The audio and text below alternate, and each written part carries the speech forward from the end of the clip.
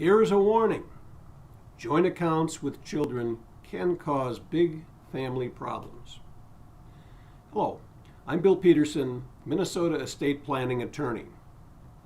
When mom or dad is in failing health, the adult children may think it's a good idea to put one or more of them on mom or dad's account and make it a joint bank account.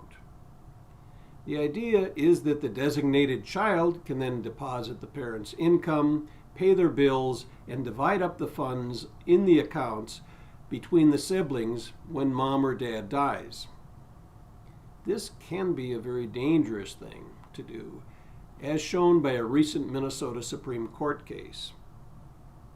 In that case, the daughter, whose name was Maureen, was put on dad's certificates of deposit. The family thought Maureen was named on the accounts just to handle his income and expenses. Maureen deposited none of the money that went into the CDs. However, when Dad died, much to the shock of her 6 brothers and sisters, Maureen claimed that the joint accounts were her personal property and not part of the estate. The siblings sued Maureen to try to get the CDs put back into the estate. The siblings argued that Dad had always said that all of the kids were to get equal shares of his estate. They even introduced a copy of his will that also said that the siblings were all to get similar portions of the estate.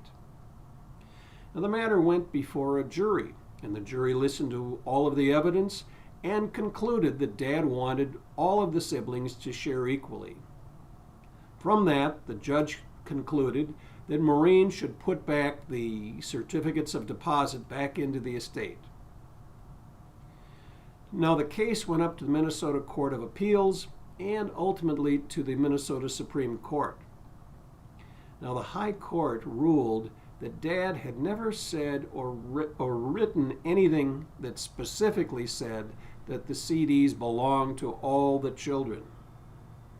The court concluded that the joint accounts all belonged to Maureen in spite of the jury's verdict. The court's decision has been criticized due to the fact that many families do this as a matter of convenience and do not think that the parent intends to benefit only one child. Now, the message of this recent court decision is that families should meet and discuss arrangements for a parent's financial care before going to the bank or credit union to make these kinds of major changes to any accounts. When considering an estate plan for an elderly loved one, it is always wise to discuss the legal implications with an experienced estate planning attorney. I'm Bill Peterson, Minnesota estate planning attorney. If your family needs a plan to provide financial care for an elderly family member from his or her assets, I can help. Call me at 952-921-5818 for a free, no obligation consultation. Thank you, and have a great day.